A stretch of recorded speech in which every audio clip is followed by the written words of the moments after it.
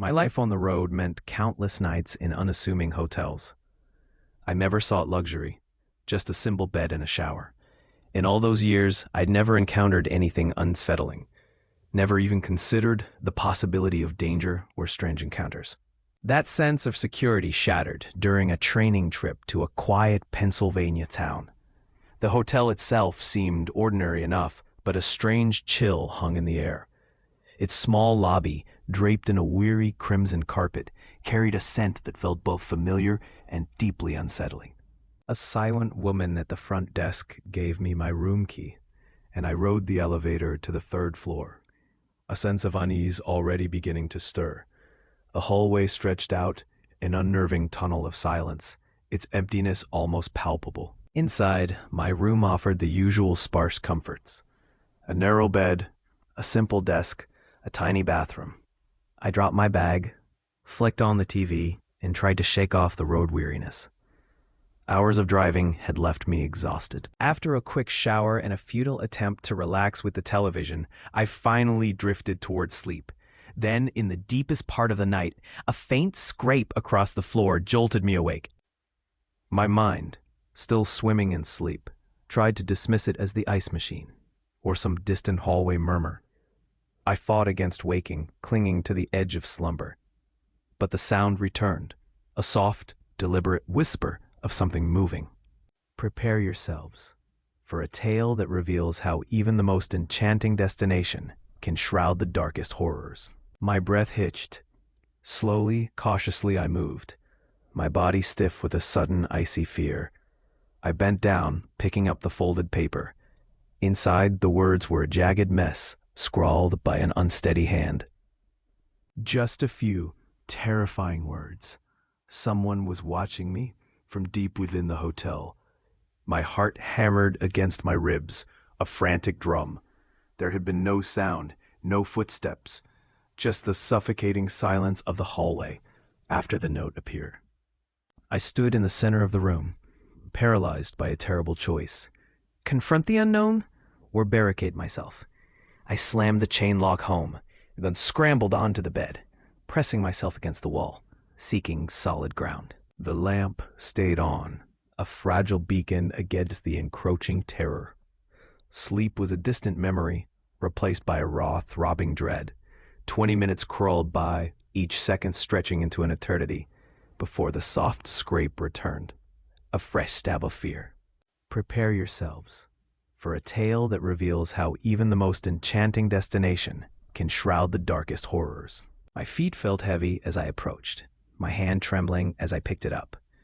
The words on this second note were a punch to the gut, far more insidious than the first. It insinuated a prior intrusion, a trespass upon these very chambers long before my arrival, hinting at a strange gratification derived from observing the vulnerable surrender to night, cloaked within these walls. The script itself seemed to writhe, a testament to a mind further unmoored. A wave of sickening dread washed over me, chilling me to the bone. The idea of someone having already breached my space, of having been here, was too raw, too real to ignore. My eyes darted around the room, a frantic search, even though I knew I was alone now. Still, I checked everywhere, under the bed, deep in the closet, behind the shower curtain. A desperate, futile attempt to deny the horrifying truth. And after my frantic search yielded nothing, I collapsed back onto the bed, caught in a terrifying dilemma. Call the front desk? But the hour was deep, past 2 a.m., and a venomous suspicion began to curdle in my mind. What if the note writer was part of the hotel staff? The erratic, trembling handwriting hinted at either age or a profound instability, tightening the knot of fear in my stomach. I struggled to dismiss it as a twisted joke, but the message felt too personal, too invasive. Prepare yourselves for a tale that reveals how even the most enchanting destination can shroud the darkest horrors. I vowed to myself a desperate promise. If a third note appeared, I would flee, no matter the hour, no matter the risk. My eyes were locked on the door, but I forced my lungs to draw slow, steady breaths. A vast, suffocating silence followed, and a treacherous sliver of hope, A whisper of false calm began to settle over me. Then the horror returned. The scrape was agonizingly slow this time, a deliberate drawn-out sound as if its sender wanted me to savor every moment of dread. My legs felt like lead as I approached the door again, my heart a frantic, trapped bird. The third message was a stark, chilling departure from the others. It simply declared that the person was already inside the room with me again. The words seared themselves into my mind. My gaze flew around the room, a frantic, desperate search, even though I had scoured every corner before. I turned in a slow, agonizing circle, my mind screaming, expecting to see a lurking presence, a shadow that didn't belong, a figure emerging from the deepest corner or behind the heavy drapes. My chest tightened, my lungs seizing, unable to draw a single normal breath. A suffocating dread seized my chest at the thought of a hidden presence. I snatched my bag, my mind screaming to escape. I crept to the door, my eye pressed to the peephole. Nothing. The corridor stretched, silent and vacant. With a frantic click, I unlatched the chain, then flung the door open, practically spilling into the hallway. I slammed it shut behind me, the sound a desperate echo, then fled, my footsteps a hushed scramble, desperate to put distance between myself and that sinister room. Reaching the stairwell, I risked a single, terrified glance over my shoulder. Far down the dim passage where the hall turned, a flicker of movement caught my eye, a shadow melting back into the darkness, as if someone had just withdrawn from view. I stumbled down to the lobby. A new face sat at the front desk, looking groggy. As I poured out my terrifying tale, his expression shifted from sleepy to utterly baffled. Prepare yourselves for a tale that reveals how even the most enchanting destination can shroud the darkest horrors. I chose to flee, to drive to another hotel, no matter the late hour. Past 3 a.m., before I left, a desperate plea escaped me. Could someone just check my room? See if a window was open, or anything amiss? He agreed, guiding me back up with his master key. Inside, the room appeared untouched, but a chilling detail emerged. The window latch was clearly damaged. A fresh break. The employee's face paled, muttering about someone possibly gaining entry from outside.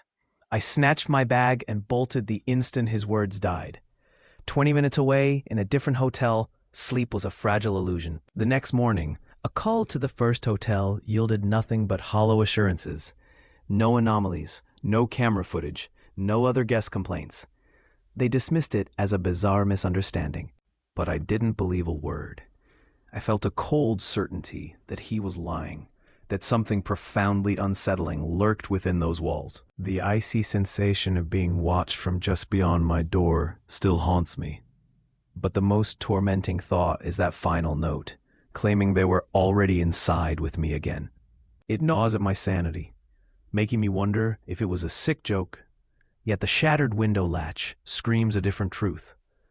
I had searched every inch. There was no one. The damaged lock suggests a horrifying possibility.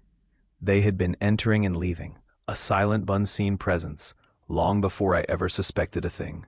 I never set foot near that first hotel again. Months later, during a long journey to see family, exhaustion forced me to stop at a hotel in Virginia. It was nearing midnight, the place appearing simple, but outwardly clean. The parking lot was sparse, the building mostly dark. Inside the lobby, the desk attendant barely acknowledged me.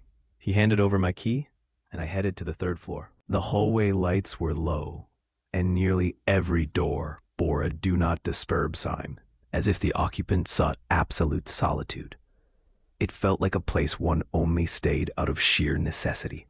My room was the last one at the corridor's end. As I pushed open the door, it seemed acceptable, yet a subtle disarray pricked at my senses. The lamp was askew. A dresser drawer was ajar. A small crease marred the bedspread, as though someone had just risen from that very spot. It struck me as either a hurried cleaning job or a profound indifference. I tossed my bag onto a chair, flicked on the television, and prepared for the night. Settling into bed, sleep eluded me, my thoughts circling back to the room's odd state. The more I dwelled on it, the more peculiar it seemed. I recalled the front desk attendant hadn't mentioned housekeeping, and the entire hotel felt eerily deserted. I fought to push the unease aside, eventually succumbing to exhaustion. I couldn't say how long I'd been lost to sleep, but a faint, grinding sound tore me from it, my doorknob slowly rotating. At first, I attributed it to the air conditioning, a trick of the old building, but then the handle clicked again, softly, deliberately, as if someone was testing the latch, trying not to stir me. The television's soft light was the only illumination in the room, a detail I'd overlooked. My gaze fixed on the door handle as its shadow subtly shifted, an undeniable sign someone was attempting to gain entry from the hallway. After a tense pause, the handle stilled. I remained frozen, every fiber of my being straining for the next sound. It came, but this time it was a chilling, metallic whisper against the lock, the unmistakable sound of a key being inserted. A cold dread seeped into me. Only staff should possess such access. The key twisted, yet the door remained shut, though a thin line of hall light appeared in the crack. A gentle push, then stillness. I held my breath, anticipating a voice, footsteps, anything. But there was only silence. Then, with a soft click, the door settled back into place, as if the unseen presence had simply retreated. I lay awake for nearly an hour, rigid with apprehension, my ears straining for any hint of movement in the corridor. When absolute quiet persisted, I tried to soothe my racing thoughts, convincing myself it must have been a confused staff member, mistaking my room for another. I cautiously re-engaged the lock, then, utterly drained, finally drifted back into a fitful sleep. It was around 2:15 a.m. I remember the time with stark clarity, when I was jolted awake once more. A subtle rustling, barely perceptible, filled the darkness of the room, and an icy certainty gripped me. I was not alone. Terror held me captive, but I forced myself to sit up. The rustling ceased. In the oppressive gloom, a barely discernible shadowy form loomed over my bag in the room's corner. Who is that?" I stammered, my voice a frail, trembling whisper. A low, male voice replied, "It's housekeeping. My apologies. I'll be going now." I couldn't utter another sound. Paralyzed by shock, I watched the dark shape glide from my bag toward the door. It opened, then softly clicked shut. In an instant, I fumbled for the lamp, flooding the room with light, then scrambled to the door to secure the chain lock. My eyes flew to my bag. It had been thoroughly disturbed. It took a few agonizing minutes to regain my composure before I could dial the front desk. I breathlessly explained that someone with a key had invaded my room and rifled through my belongings. The attendant's response sent a fresh wave of dread through me. No housekeeping staff was on duty at that hour. I frantically gathered my things and practically ran to the small lobby, where I called the authorities and insisted they review the security footage.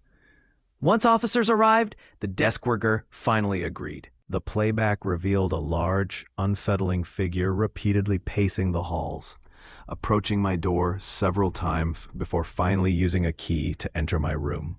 The man at the front desk, now visibly shaken, declared the intruder was not an employee and must have illicitly obtained a master key. I demanded and received a full refund, then fled that hotel immediately, driving for another half hour before finally finding a semblance of safety sleeping in my car. This horrifying encounter irrevocably scarred my perception of hotels.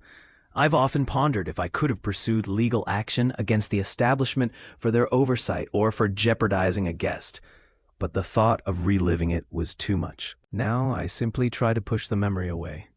My former job involved night shifts for a small delivery service, so on my days off, I'd often embark on short, solo weekend excursions, simply to escape my routine. On one such journey, I chose an inexpensive hotel in New Jersey. Drawn by its proximity to a hiking trail I intended to explore the following morning. The hotel wasn't outwardly dreadful, but it carried a faint, stale odor, and the corridors were unnervingly silent, as if utterly deserted. I checked in during the early evening, and the woman at the front desk mentioned that all rooms had already been serviced for the night, a seemingly minor detail that would later echo with chilling significance. My room was on the second floor, The hallway lamp above flickered as I approached my door. I paid little attention to the hotel's subtle creepiness, consumed by exhaustion. All I desired was food, a shower, and sleep. The room initially appeared spotless. The sheets were impeccably arranged, yet a pillow on the chair seemed slightly askew. After a brief respite, enjoying some snacks, I stepped into the shower.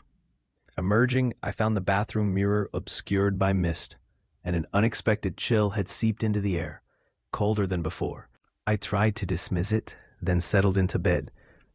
A particular corner of the room, near the small closet, seemed to draw my gaze, a shadowy void that kept catching my eye. It whispered a chilling suggestion.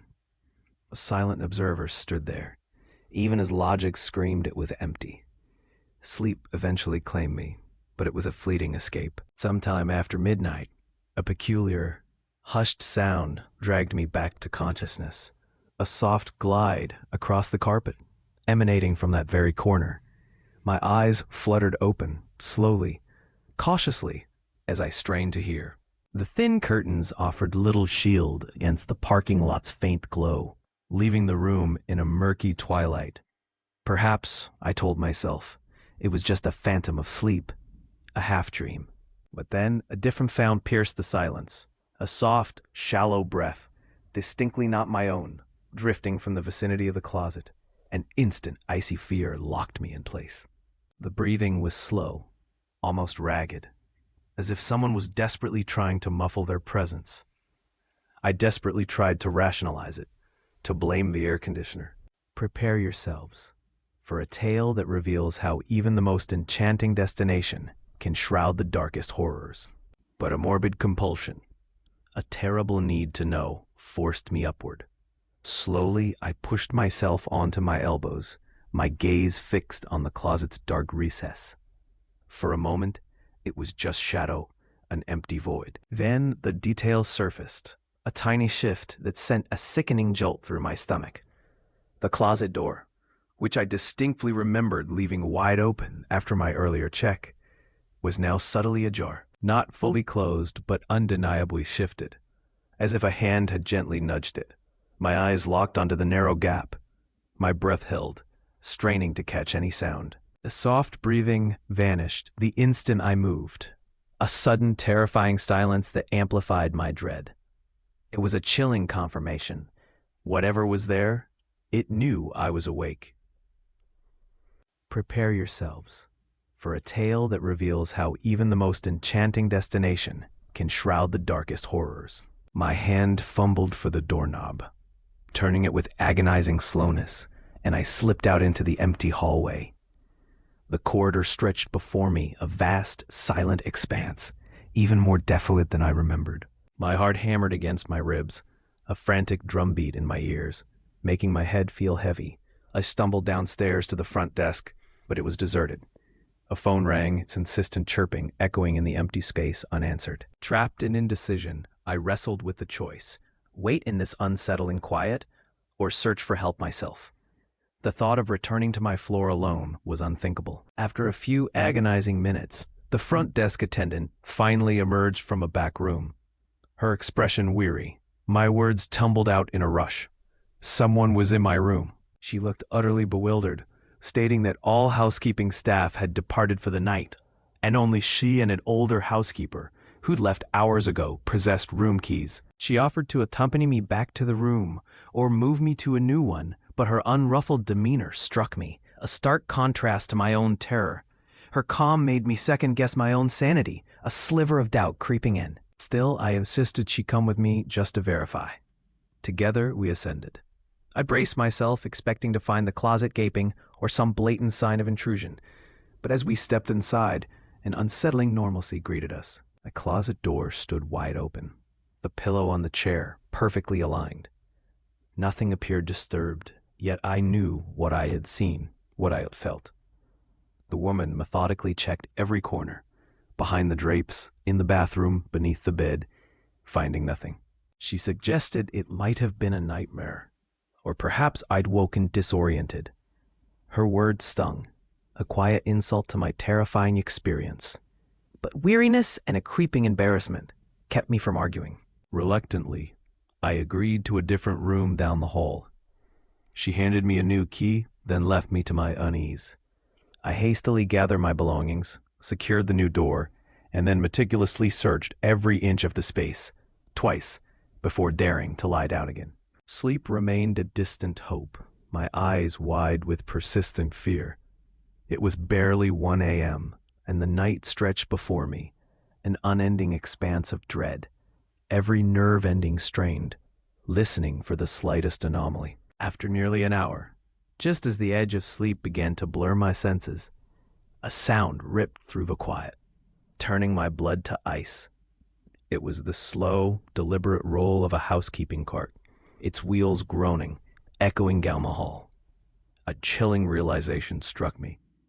It was well past the hours for staff, and the desk attendant had explicitly said no one else was on duty. I shot upright in bed, listening, my heart a frozen knot. The rolling cart halted, its presence heavy and still just beyond my door.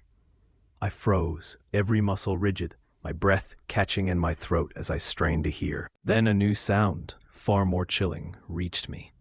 It was the unmistakable sound of someone else breathing, slow and labored, just outside my door.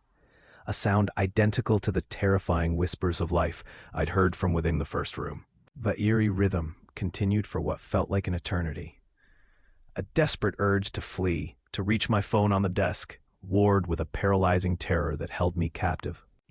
Then a soft pressure against the door, not a knock, but a gentle, exploring touch, as if someone was feeling its surface with an open palm. At last, the unsettling breathing ceased, and the cart's wheels groaned once more, slowly receding down the corridor.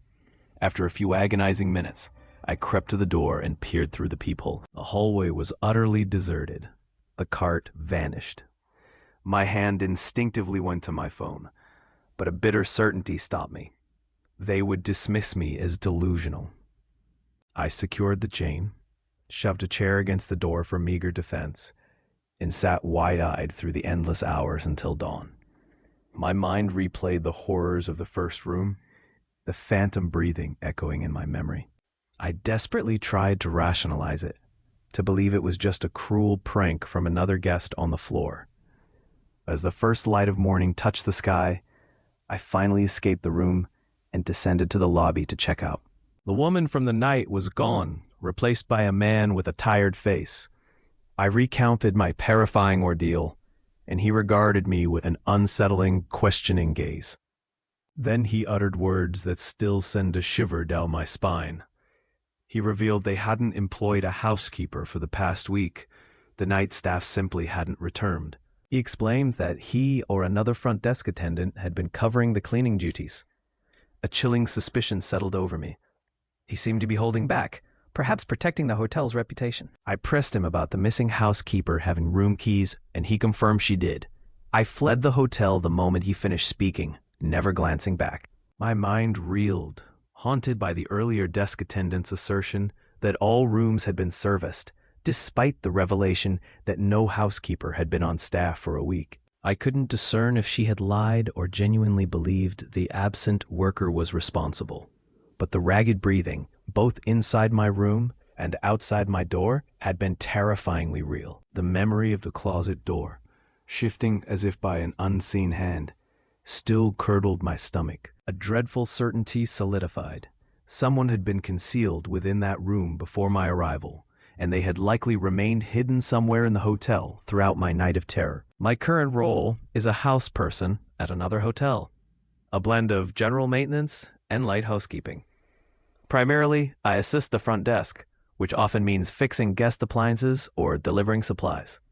I'm also responsible for maintaining the pool area, ensuring it's clean and stocked with fresh towels, a duty that ties into the chilling story I'm about to recount. This particular event unfolded in the summer of 2023. My boss brought on a new front desk employee, whom I'll refer to as Brianna for privacy. She was assigned the night shifts, so my schedule was adjusted to provide her support during those hours. It was a Wednesday, typically a quiet night with virtually no new arrivals at our hotel. Brianna and I spent most of the shift talking as we handled our duties, which eventually led me to the pool area. Guests wishing to swim here must complete a form outlining the rules, after which they receive a specific pool key. As employees, our managers provided us with master keys, granting access to nearly every area of the hotel. I inserted my master key, the lock clicked open, and I stepped into the pool area. The pool facility includes a storage room where we keep towels and various supplies like cleaning agents. I opened the storage room and began gathering towels, noticing the rack was nearly bare. Just as I bent to retrieve another towel, a sudden splash echoed from the pool. I recoiled violently, the sudden noise making me jump and scattering the towels from my grasp. I stumbled back into the pool area, my eyes wide, to see one of the emergency lifesavers bobbing on the water's surface. It was utterly baffling. There was no conceivable way the lifesaver could have entered the water without being deliberately thrown. I scanned the empty pool area. No one else was there. Retrieving the lifesaver, I hurried to finish with the towels and leave. A profound sense of unease settled over me. Later, I casually asked Brianna if any guests had used the pool, and she confirmed no one had. I kept the strange incident to myself, not wanting to seem unhinged to a new colleague. The evening passed without further incident, until approximately 9:30 p.m. A maintenance request came in. Room 324's toilet was malfunctioning. I made my way to the third floor, using my key to enter the room. To the immediate right was the bathroom. Further in on the right were 2 beds. I went straight for the toilet. Brianna had confirmed the room was empty, as the guest wasn't due until Friday. As I worked on the toilet's inner mechanisms, a sudden, inexplicable chill swept through the air. I froze, my arms prickling with goosebumps. What in the world? I wondered, scanning for any force of cold air. Then it hit me. It was a warm summer night. There was no logical reason for such a drastic temperature shift. Just as the thought solidified, the air returned to normal, and the sensation vanished. The thermostat read 68 degrees. This unnerved me further. Memory of the pool incident fresh in my mind. I just wanted to finish the repair and escape. I returned to the toilet, my nerves on edge. What felt like mere moments later, the toilet flushed. A sound of success. I exhaled, watching the tank refill. But above the gurgle of water, a distinct heavy thump echoed from somewhere beyond the bathroom door. I froze, the familiar icy dread washing over me once more. My heart hammered, my thoughts a frantic scramble, trying to identify the source of the noise. Replacing the toilet lid, I cautiously stepped out.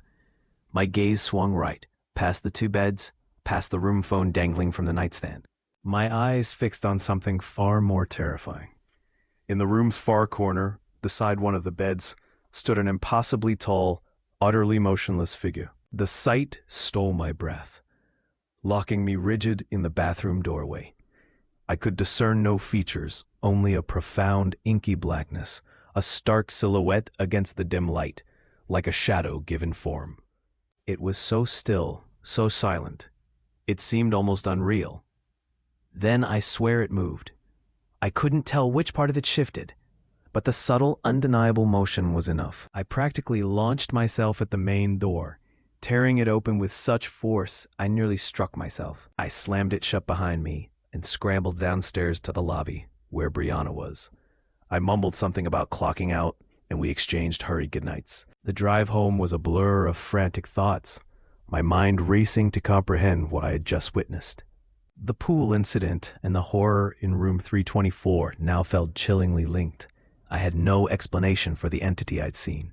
And yes, I called it an entity now, because no human I knew could be so featureless, so utterly devoid of discernible detail. The sheer terror of it had been enough to propel me out of that hotel. I tried to convince myself it was a trick of my exhausted mind, a hallucination, but I can never be certain.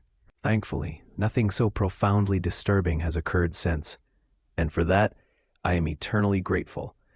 That truly was the most terrifying night of my life.